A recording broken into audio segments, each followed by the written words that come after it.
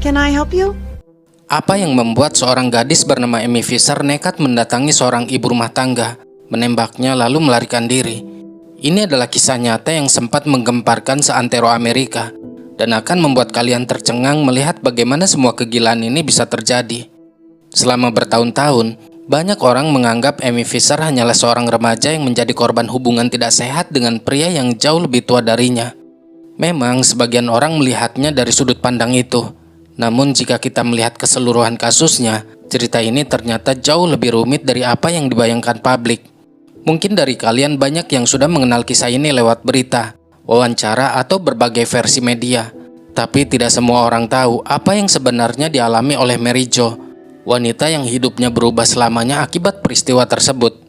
Menariknya, dalam film ini Mary Jo turun langsung sebagai produser eksekutif sekaligus naratornya. Langkah besar ini diambil untuk merebut kembali narasi hidupnya yang selama puluhan tahun dieksploitasi oleh media demi rating. I am Mary Jo Buttafuoco. Di sini kita akan melihat kisah tersebut murni dari sudut pandang Mary Jo sendiri, bukan dari rumor, bukan dari spekulasi media, melainkan dari pengalaman nyata yang dialaminya sebagai korban. Untuk memahami mengapa Mary Jo begitu terluka, mari kita flashback ke beberapa puluh tahun silam. And this is the first time story a lot of people think they know, but don't. Story directly from me. Kembali ke tahun 1971, tepatnya di sebuah pinggiran kota yang terletak di kawasan Long Island, New York. Disinilah kisah cinta mereka bermula. Saat itu Mary Jo berumur 16 tahun dan Joy Buttafuoco 15 tahun, lebih muda 1 tahun dari Mary. Mereka bertemu di sekolah. Mary gadis remaja yang pendiam dan pemalu, berbeda dengan Joy, sosok remaja yang sangat percaya diri, pandai bergaul dan memiliki pesona bicara yang sangat sulit ditolak oleh wanita. Tidak butuh waktu lama bagi mereka berdua untuk saling jatuh cinta. Hubungan yang berawal dari cinta monyet di sekolah menengah tumbuh menjadi sebuah komitmen yang sangat kuat. Setelah menjalani masa pacaran selama 6 tahun, mereka akhirnya memutuskan mengikat janji suci pernikahan pada bulan September 1977, tepat saat Mary menginjak usia 22 tahun. Sepanjang waktu, Joy terus mengatakan bahwa dirinya adalah pria paling bahagia di dunia. Dia berjanji akan menjamin kebahagiaan Mary layaknya seorang ratu dan memastikan istrinya tidak akan pernah kekurangan apapun.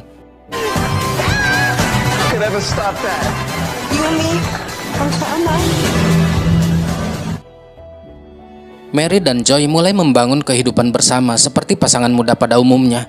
Mereka memiliki banyak rencana untuk masa depan. Namun kehidupan bergerak lebih cepat dari yang mereka bayangkan. Ketika Mary mengetahui bahwa dirinya hamil, kabar itu membuatnya bahagia, tetapi juga sedikit khawatir. Di usianya yang masih muda, dia merasa hidup mereka sebenarnya baru saja dimulai. Ketika Mary menyampaikan kabar tersebut kepada Joy, reaksinya sempat membuatnya bingung. Awalnya terlihat terkejut dan seolah tidak siap menerima kenyataan itu. Namun tidak lama kemudian, reaksi wajah Joy berubah. Dia mengatakan bahwa kabar tersebut adalah hal yang luar biasa dan dia sangat bahagia mendengarnya. This is great. You can always count on me, you know that. You mean it? I never do anything to hurt you. And that goes for our kids too. Mary dibesarkan dalam lingkungan keluarga yang menjunjung tinggi nilai-nilai agama. Karena itu, dia memandang pernikahan sebagai sebuah komitmen seumur hidup yang harus dijaga dan diperjuangkan. I was committed to raising a family with. Kehidupan Mary pun semakin fokus pada keluarganya. Dia melihat dirinya sebagai pasangan hidup Joy dan ibu bagi putranya. Saat itu, Mary benar-benar yakin bahwa Joy mencintainya dengan perasaan yang sama besar.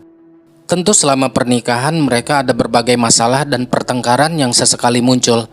Beberapa sikap Joy bahkan kerap menguji kesabaran Mary.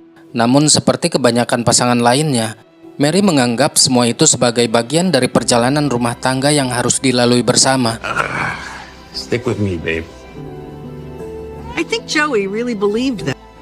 Seiring bertambahnya anggota keluarga, Mary mulai merasakan perilaku Joy yang sering sulit ditebak.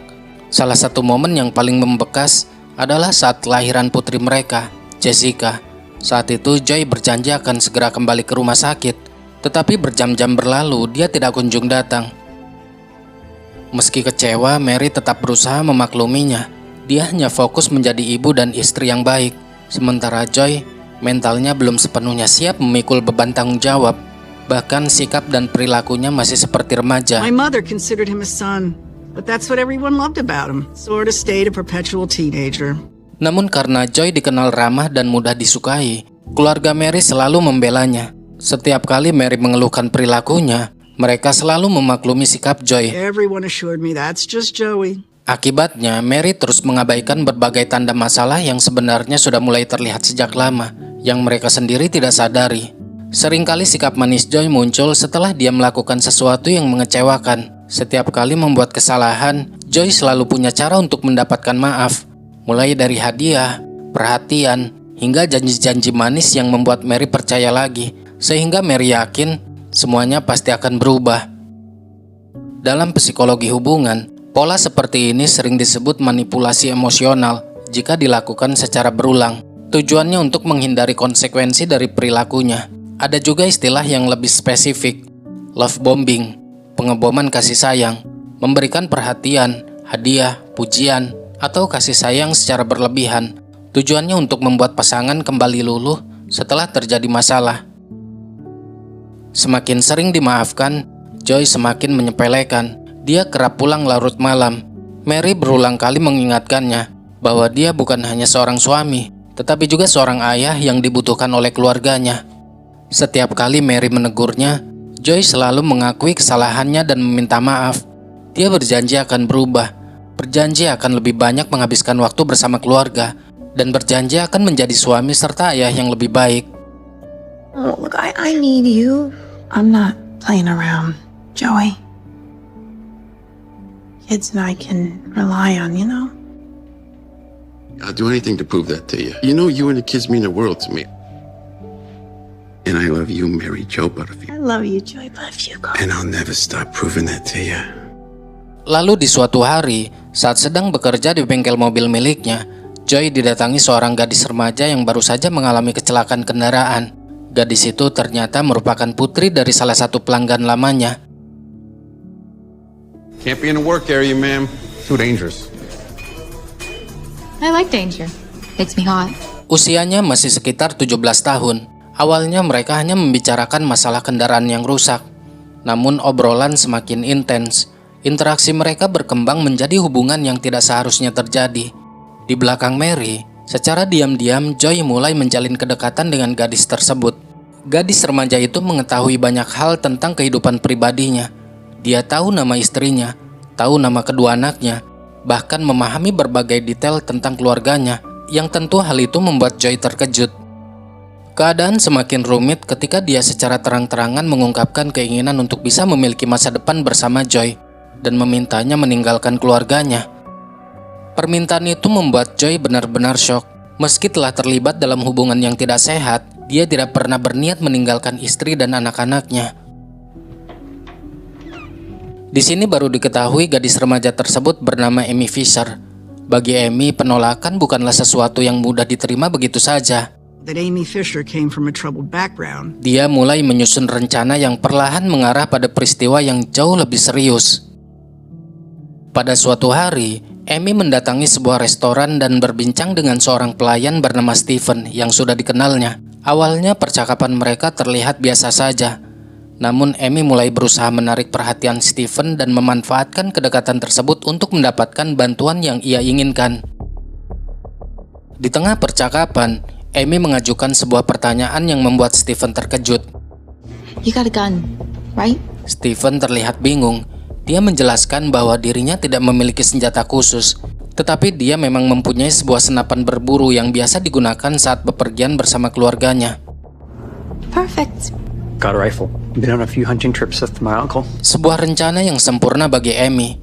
Dia mengungkapkan maksud yang sebenarnya, membujuk Stephen agar terlibat dalam rencana yang sudah ada di pikirannya saat itu.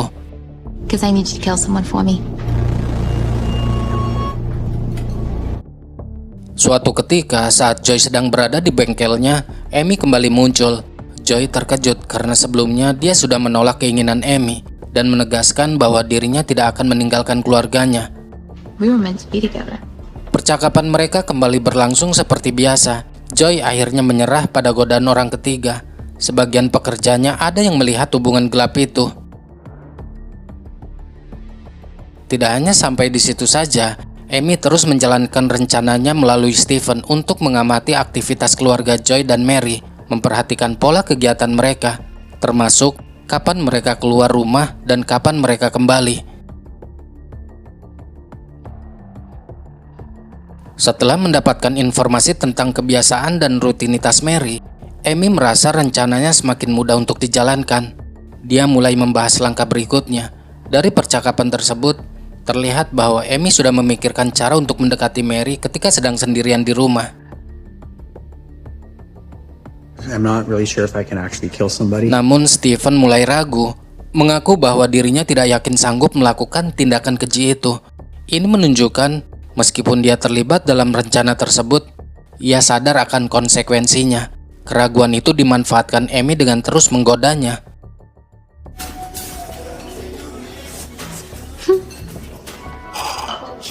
Di balik bujukannya, terlihat jelas bahwa Amy sedang mencoba memanipulasi keadaan dan memainkan emosi Stephen. Stephen berada dalam posisi sulit. Dia tidak hanya berhadapan dengan permintaan yang berbahaya, tetapi juga tekanan dari Amy yang terus mendorongnya untuk ikut terlibat. Pada hari yang telah ditentukan, mereka mendatangi rumah Mary. Amy mengetuk pintu dan berpura-pura sedang mengumpulkan donasi untuk sebuah kegiatan sosial. Tujuannya untuk mengalihkan perhatian Mary selama beberapa saat. Mary yang tidak menaruh curiga menyambutnya dengan sangat ramah. Dia masuk ke dalam rumah untuk mengambil sejumlah uang yang ingin disumbangkan. Just give me a moment. Saat menunggu di depan pintu, Amy memperhatikan isi rumah tersebut. Di sana dia melihat beberapa foto keluarga yang memperlihatkan Joy sedang tersenyum bersama istri dan anak-anaknya. Melihat kebahagiaan mereka, cemburu Amy semakin memuncak. Perasaan iri dan obsesinya terhadap kehidupan Mary membuat pikirannya semakin tidak rasional. Dia meluapkan kekesalannya kepada Stephen. Pria itu berusaha membela diri, mengatakan dia takut pelurunya meleset dan mengenai orang lain. Sejak awal kan dia sudah bilang bahwa dirinya tidak pandai menggunakan senjata. Amy meledak marah dan mengancam akan meninggalkannya. Keesokan harinya, Amy datang ke bengkel Joy dengan wajah berseri-seri penuh semangat. Dia menegaskan sudah menemukan cara terbaik agar mereka bisa hidup bersama selamanya. Namun alih-alih bereaksi seperti yang diharapkan, Joy justru mengusir Amy. Once and for all, I'm married. Penolakan itu menjadi titik balik yang membuat Amy semakin tenggelam dalam obsesinya. Satu-satunya penghalang antara dirinya dan Joy adalah Mary. She was gonna make it happen. Decided the solution was to eliminate me. Malam harinya, dia pergi ke sebuah pesta dan mengamati seorang pria bernama Peter. Dengan kemampuan yang ia miliki, dia berhasil memikat Peter untuk mendapatkan senjata yang diinginkannya.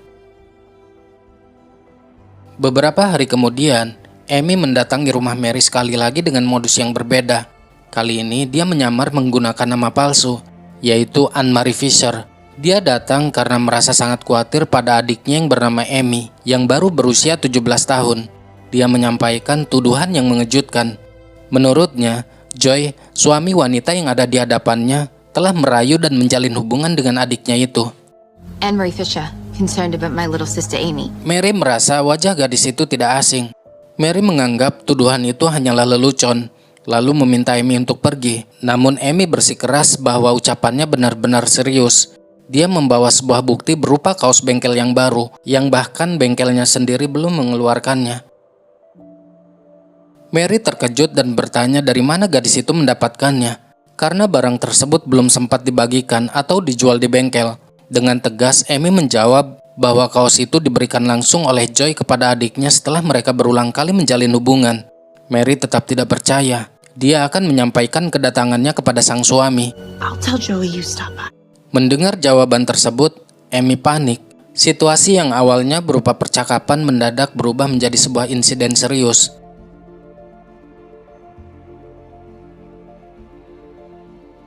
Amy meninggalkan lokasi dengan tergesa-gesa. Mary segera dilarikan ke rumah sakit guna mendapatkan pertolongan medis darurat karena kondisinya sangat kritis. Joy sudah tiba di sana bersama saudari perempuan Mary. Keduanya dipenuhi rasa cemas dan hanya ingin mengetahui satu hal, apakah Mary masih bisa diselamatkan. Just above her spinal column. Dokter menerangkan bahwa kondisi Mary sangat serius. Cedera yang dialaminya mengenai bagian tubuh yang sangat vital. sehingga dia harus segera menjalani operasi. Namun dokter juga mengingatkan bahwa meskipun operasi berhasil, masih ada kemungkinan Mary mengalami dampak besar terhadap kesehatannya. Proses pemulihan yang panjang mungkin harus ia jalani. Sang dokter segera membawa Mary ke ruang operasi dan berusaha melakukan yang terbaik untuk menyelamatkan nyawanya.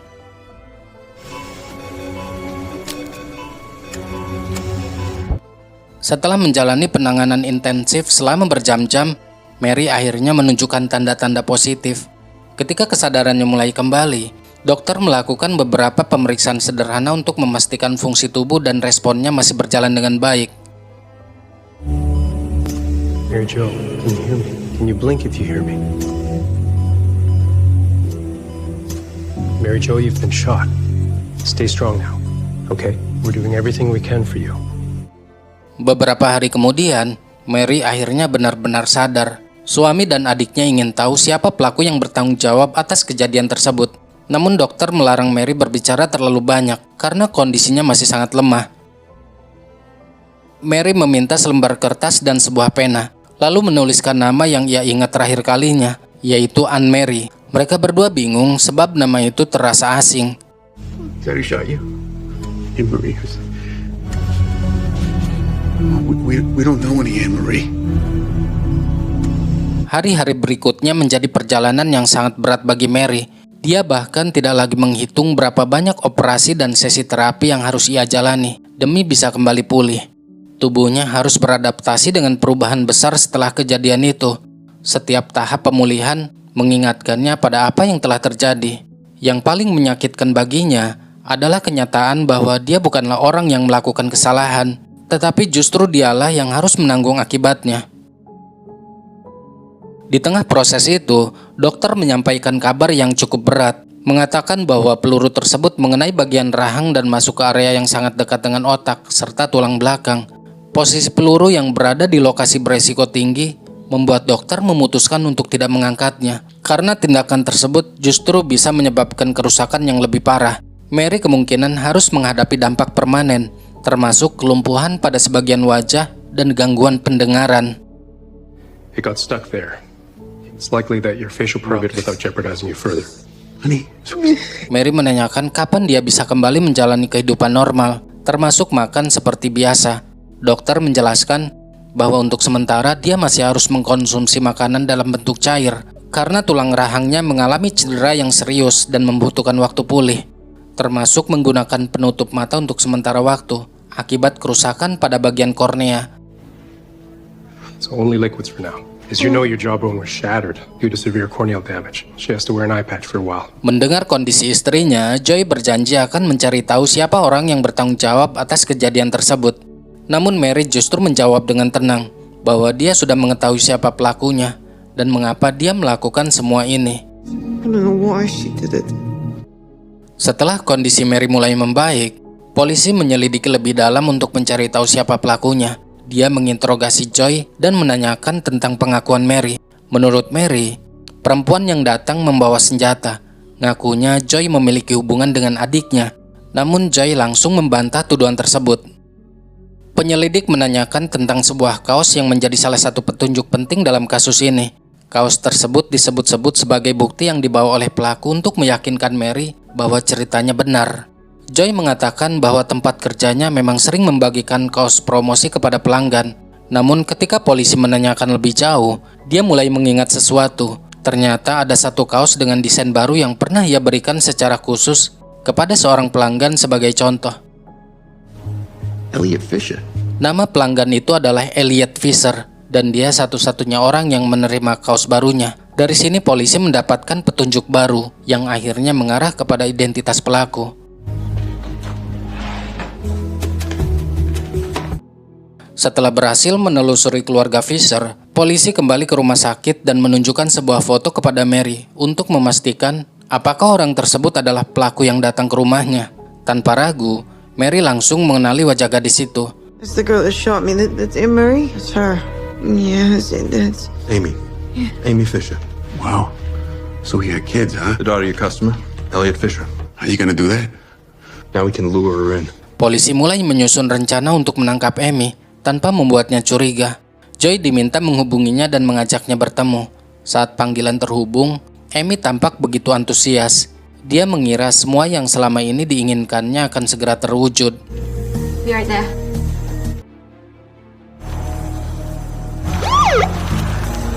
Stay calm, Saya. Namun ketika tiba di lokasi yang telah ditentukan, beberapa mobil polisi mengepungnya. Amy tetap berusaha tenang.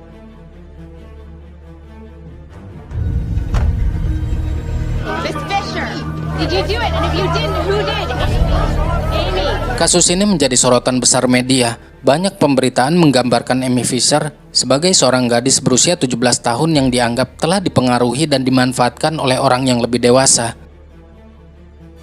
I understand the complexity now. 18-year-old who'd been taken advantage of. That Miss Fisher is only 17 years old. Setelah menjalani perawatan yang cukup lama, Mary akhirnya diperbolehkan pulang dan berobat jalan di rumah. Tapi kepulangannya tidak berlangsung tenang, karena di sana sudah banyak wartawan yang menunggu. Mary berusaha mengabaikan berbagai spekulasi yang beredar dan memilih fokus pada keluarganya. Setelah semua kejadian yang menimpanya, Mary berada dalam kondisi yang sangat sulit, bukan hanya secara fisik, tetapi juga secara emosional. I was worried what people would say. The kids were young. I didn't want to break up our family. Christian Joey's and my wedding vow. My Irish Catholic mother would. Ketika berada di depan cermin, dia dihadapkan pada kenyataan sulit diterima. Beberapa hal mungkin tidak akan pernah bisa kembali seperti dulu. Cedera yang dialaminya meninggalkan dampak yang sangat besar pada kehidupannya. Masa pemulihan bukan hanya soal kesehatan fisik, tetapi juga tentang menerima perubahan yang akan selalu mengingatkannya pada peristiwa tersebut. Meski begitu, Mary tetap berusaha kuat demi bisa melanjutkan hidup bersama anak-anaknya. Salah satu momen yang paling menyentuh terjadi ketika Mary melihat gambar yang dibuat oleh putrinya. Gambar itu menunjukkan bagaimana sang anak yang ingin melihat keluarga mereka tetap utuh. Thank you. Sementara proses hukum terhadap Amy terus berjalan. Saat diperiksa penyidik, Amy berusaha mempertahankan pembelaannya. Kejadian itu hanya kecelakaan. Menurutnya, senjata tersebut tiba-tiba meletus dan bukan dari bagian sebuah rencana.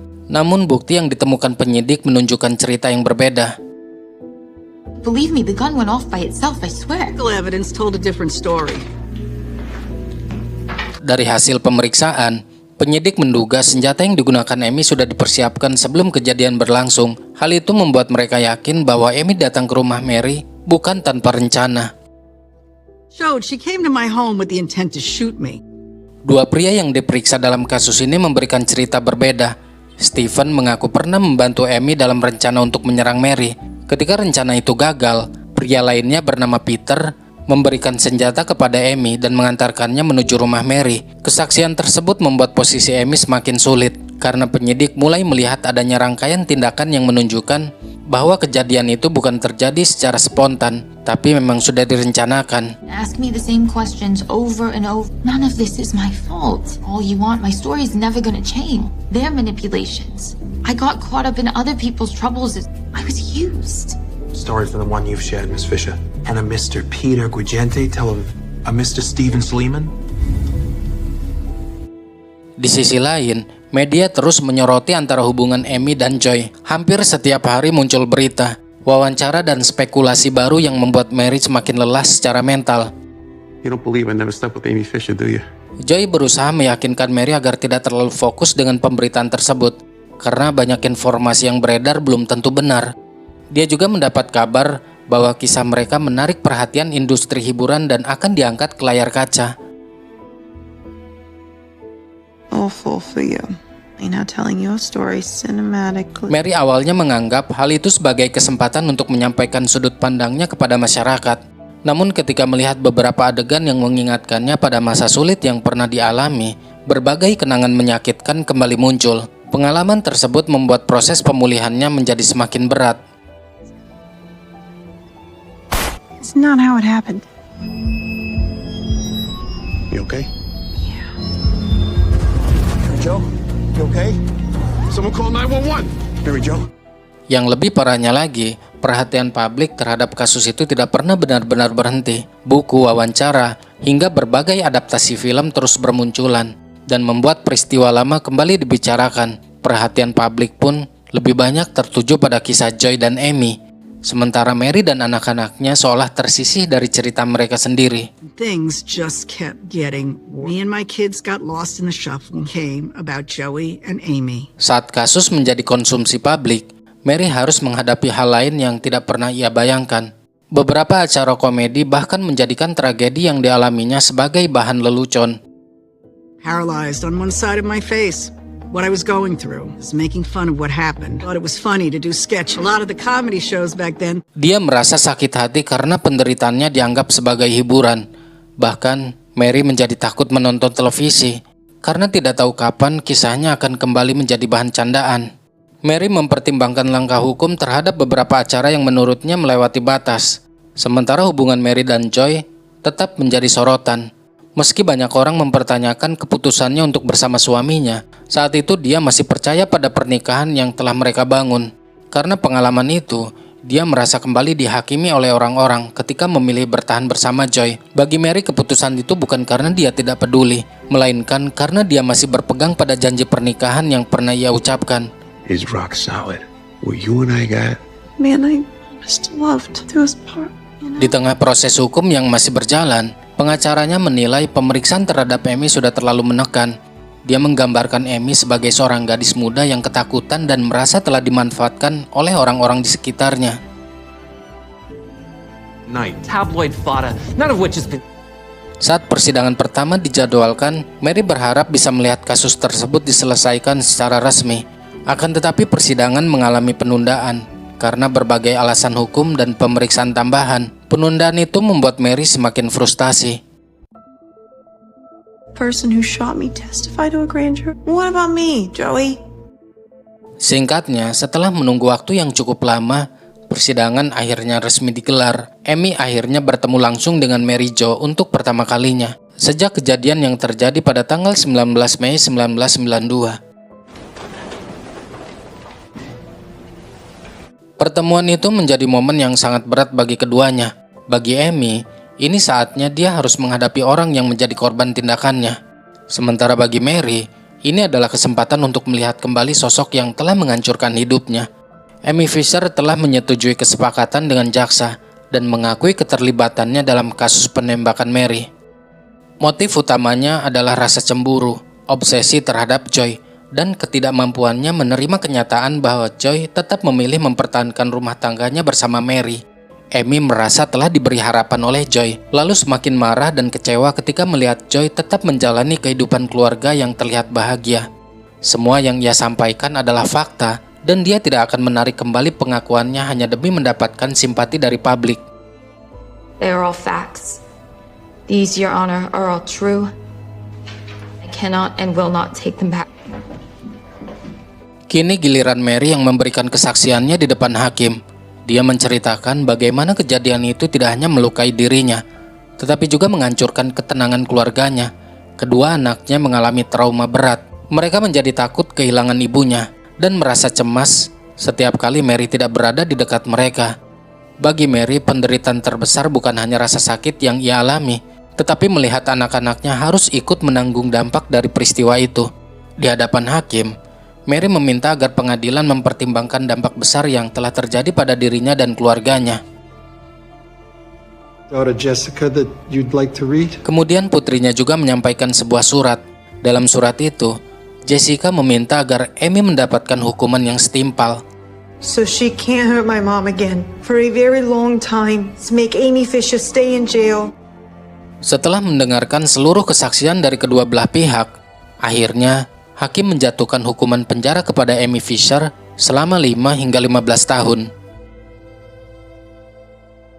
Amy Fisher, sentenced to 5 to 15 years. To say to the court, you have anything you wish to Mrs. Buttafuoco? Amy menyampaikan penyesalan kepada Mary di depan hakim dan semua orang yang hadir. Dia menyesal telah melakukan kejahatan itu. Dia siap menerima konsekuensi apapun agar bisa dimaafkan oleh Mary.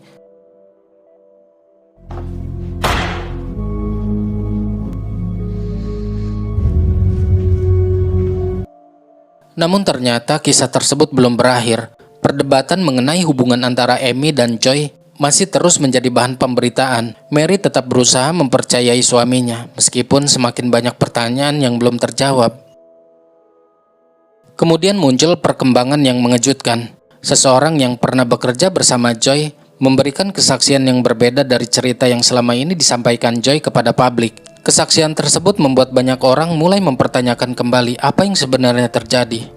Bahkan Joy sendiri mulai terlihat tertekan ketika kemungkinan penyelidikan lebih lanjut terhadap dirinya mulai dibicarakan. Dan untuk pertama kalinya, Mary mulai menghadapi kemungkinan bahwa selama ini ada kebenaran yang belum pernah diketahui. Mary mengajukan pertanyaan yang selama ini terus menggantung. Jika Joy benar-benar tidak bersalah seperti yang selalu ia katakan, mengapa pihak berwenang terus menyoroti keterlibatannya dalam kasus tersebut?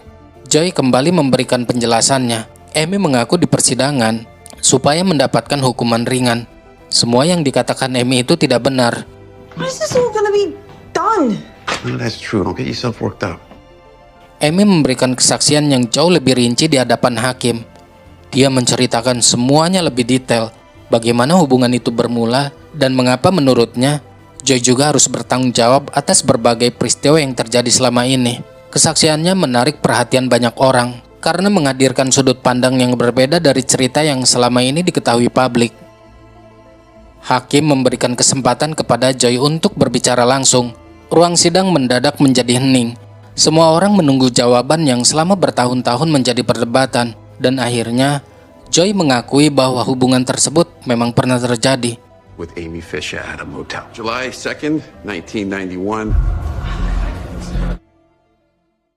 Bagi banyak orang, itu adalah momen yang menjawab berbagai pertanyaan yang selama ini menggantung.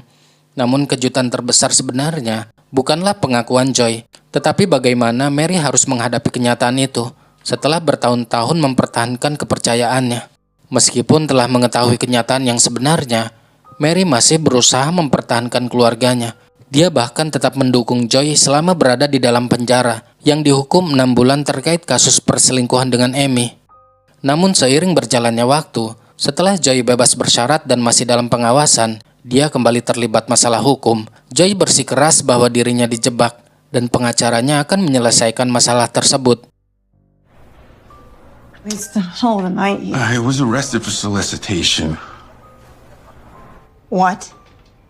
Disinilah Mary mulai menyadari bahwa hidupnya tidak bisa terus seperti ini. Berbagai peristiwa yang terjadi selama bertahun-tahun meninggalkan luka yang sangat dalam, tekanan emosional, proses pemulihan yang panjang, serta berbagai masalah yang terus bermunculan, membuat Mary berada di titik terendah dalam hidupnya. Ada masa ketika dia merasa kehilangan arah dan kesulitan menjalani hari-harinya seperti biasa. Namun suatu hari, dia melihat bagaimana kondisinya tersebut juga memengaruhi anak-anaknya. Momen itu menjadi titik balik yang mengubah segalanya. Mary memutuskan untuk bangkit agar bisa kembali menjalani hidup dengan lebih baik. Proses pemulihannya tidak mudah. Dia harus menghadapi banyak tantangan dan melewati masa-masa yang sangat berat. Tetapi perlahan, langkah demi langkah, Mary mulai menemukan kembali kekuatan dalam dirinya. Thank you. And I gave up fighting. It was the lowest point in my life. And thinking with a clear mind. Thank God, I finally realized. Setelah menyelesaikan proses pemulihan, dia disambut oleh anak-anaknya yang selama ini selalu mendukung dan mendoakannya. Bagi Mary, dukungan dari keluarga kecilnya jauh lebih berarti daripada apapun. From now on, we're gonna be really happy. Seiring waktu, dia juga mulai melepaskan rasa marah dan kebencian yang selama bertahun-tahun membebaninya. Salah satu keputusan yang paling mengejutkan adalah ketika dia memilih untuk memaafkan Amy. It was my fault and I'm sorry. What happened to you wasn't your husband's fault and wasn't anybody else's fault. It wasn't your fault. It wasn't my father's fault. It was my fault. Bukan karena melupakan apa yang telah terjadi, melainkan karena dia tidak ingin terus hidup dalam bayang-bayang masa lalu. Dan bahkan, dia meminta kepada hakim agar hukumannya diringankan. Setelah Amy mendekam selama 7 tahun di dalam penjara, dia pun akhirnya dibebaskan sesuai permintaan Mary. I'm truly very sorry. I'm sorry. Dan keputusan terbesar lainnya yang dia ambil adalah mengakhiri hubungannya dengan Joy. Mary resmi menggugat Joy pada tahun 2003 setelah sadar Joy tidak akan pernah berubah. Seiring waktu, dia kembali menemukan kebahagiaan dan menikah lagi dengan Stu Tedler. Kehadiran Stu dan keluarganya membuat Mary kembali merasakan arti sebuah keluarga yang penuh kasih. Meski pernikahan itu akhirnya tidak bertahan, Stu membantu Mary menyadari bahwa dirinya tetap berharga. Kisah ini bukan hanya tentang obsesi, bukan hanya tentang pengkhianatan, atau sebuah kasus yang pernah menggemparkan publik. Ini adalah kisah tentang seseorang yang kehilangan banyak hal dalam hidupnya, tetapi memilih untuk tidak menyerah. Dari rasa sakit, trauma, dan perjuangan panjang, Mary akhirnya menemukan kembali kekuatannya untuk bangkit. I am Mary Jo Buttafuoco. I'm at peace, I'm alive, and I'm smiling.